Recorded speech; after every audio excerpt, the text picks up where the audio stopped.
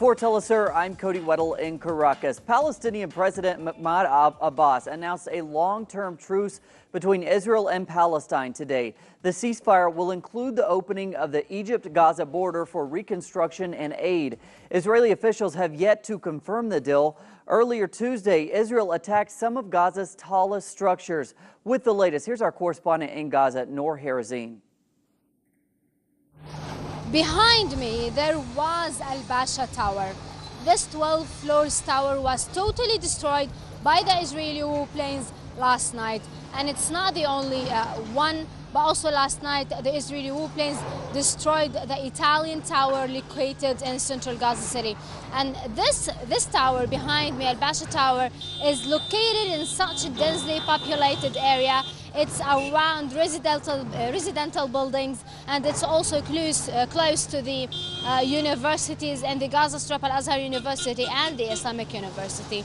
However, there has been also another attacks on the Gaza Strip today, Tuesday, in the Gaza Strip. The Israeli warplanes targeted a car and also a group of people in Jabalia camp. A total of 4 Palestinians were killed since this morning in the Gaza Strip. To the United States, where an audio recording has surfaced reportedly of the gunfire that killed Michael Brown. The FBI has questioned the man who captured the recording. CNN reports that a forensic audio expert detected at least 10 gunshots, one cluster of 6 followed by 4 others. An autopsy of Brown's body found that he was shot at least 6 times, including twice in the head. It remains uncertain whether the recording will be introduced as evidence as part of a possible case against the officer who fired the shots. Brown was buried Monday in a ceremony attended by thousands. Mexico plans to strengthen its southern border in an attempt to stop the flow of child migrants en route to the United States. In plans announced Monday, Mexican authorities will use satellite-monitored vehicles to increase security on roads and train tracks, as well as strengthening relationships with Central American governments.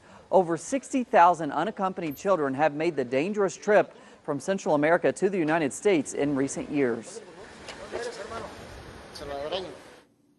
Casa Alianza is an organization that works with children who live on the streets of Honduras's main cities.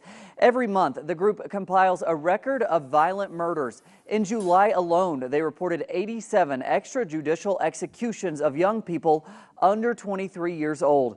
According to the group's research, this year has seen an average of 85 extrajudicial killings. With more, here's our correspondent in Honduras, Gerardo Torres. The children's rights organization Casa Alianza, during July, 87 young men and women under 23 years old were executed in Honduras. There has been an average of 85 executions each month since the beginning of this year. However, there is no investigation into these cases. These young men were taken out of their homes, put in cars and tossed onto roads, rivers and trash heaps, with the characteristics of those who'd been previously tortured, tied up, and shot in the head. Since the coup d'etat of 2009, according to human rights organizations, extrajudicial groups have targeted young people from poor areas for several reasons, including their political activism, participation in criminal organizations, or just because they live in poor neighborhoods. We've seen mass executions, massacres of young people that are meeting on some corner or on a football field, and suddenly a group of heavily armed men come up in a car with tinted windows, with their faces covered, and they shoot the young people. There are other types of executions, where others are killed in front of their families. The families of the victims say that there is impunity in Honduras, and they don't expect much of a response from the justice authorities. Mi hijo lo asesinaron hace 2 años. Las investigaciones que hizo la policía o los órganos. My son was killed 2 years ago, and the investigations made by the police and authorities said his death was caused by a gang of policemen. That was on December 7th of 2012. We are now in 2014, but I don't believe in justice. I don't believe in anything. 2012, el 7 de diciembre. Estamos en el 2014. Y después de la audiencia de imputados que tuvieron estos señores, pues yo no creo en nada de esto, ¿verdad? This is El Chile, one of Tegucigalpa's exits, where each month tens of young people continue to be found dead after being executed. Such scenes remain too common in Honduras. Gerardo Torres, Telesur, Central America. And thanks to Gerardo, there are new hopes for a breakthrough in the Ukraine crisis today as President Petro Poroshenko meets with Russian President Vladimir Putin in Belarus. It marks the first time the leaders have met since June. Poroshenko hopes to reach a peace agreement with Russia. Poroshenko says that the violent escalation of the conflict between separatist fighters and Ukraine cannot be solved through force. Russian leaders hope to strengthen cooperation with Ukraine and prevent Ukraine from deepening ties with the European Union. The EU has accused Russia of arming the rebel fighters.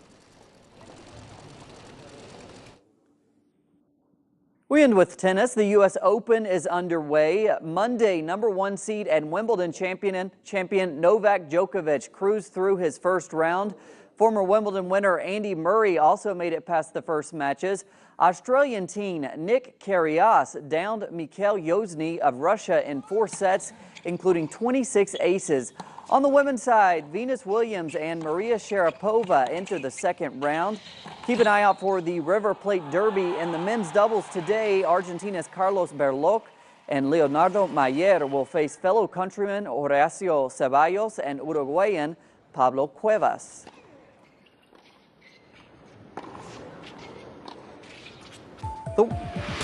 The world of literature commemorates 100 years since the great Argentine author, master of the short story, Julio Cortázar was born. We leave you today with a piece of our special on Cortázar. You can watch the full edition on our website, telesurtv.net/English.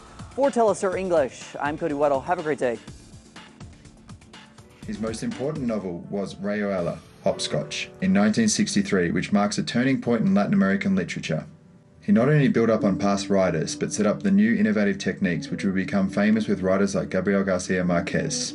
It is a text that sits next to Joyce, Proust and Sartre.